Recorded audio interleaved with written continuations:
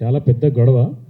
ఆ గొడవలోంచి చాలా స్మూత్గా డీల్ చేయాలి. ఎందుకంటే నాకు వరలక్ష్మి గారు ఏదో అన్నారనో లేకపోతే ఇంకోటని కాకుండా రిలీజ్ అయ్యే ముందు రోజు లేదా రిలీజ్ అయ్యే రోజు నవమాసాలు మోసి ఆ పురిటి నొప్పులు పడుతున్నటువంటి ఒక తల్లి గుర్తొచ్చింది.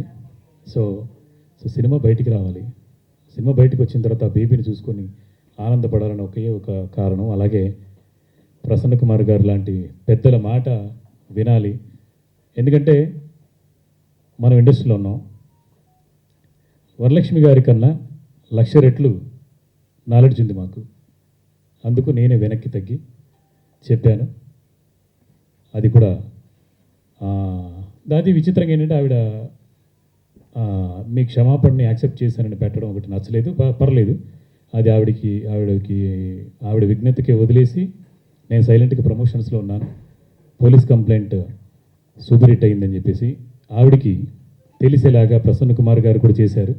నిన్న సాయంత్రానికే ఆవిడికి మ్యాటర్ చేరిపోయింది. ఏంటంటే సినిమాలు రిలీజ్ అయిన సినిమాల్లో మీ సినిమా అంటే పోలీస్ కంప్లైంట్ ఎంత మేము కష్టపడ్డా కూడా వరలక్ష్మి సినిమా ఒక మాట కూడా అన్నాను. ఏంటంటే వరలక్ష్మి గారు పోస్టర్ మీద వరలక్ష్మి గారిని చూసి మార్నింగ్ షో జనం వస్తారు, మధ్యాహ్నం తర్వాత మ్యాట్ని నుంచి వరలక్ష్మి గారిని చూసి కాదు వచ్చేది, సినిమా చూసి వస్తారు, సినిమా బాగుంటే వస్తారు అని చెప్పాను.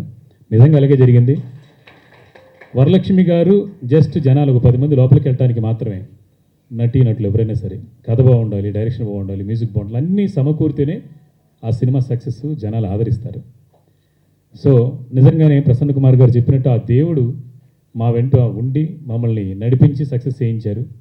అండ్ మీకు కూడా చాలా థ్యాంక్స్ సార్. ఎందుకంటే సామరస్యంగా అక్కడ అంటే గొడవ చేయడం పెద్ద విషయం కాదు, దాన్ని కంట్రోల్ చేసుకోవడం బెటర్ అని చెప్పేసి అనుకొని సినిమా గురించి సినిమా కోసమే మేము అన్నీ తగ్గి రిలీజ్ చేసాం. హ్యాపీగా ఉన్నాం ఇవాళ.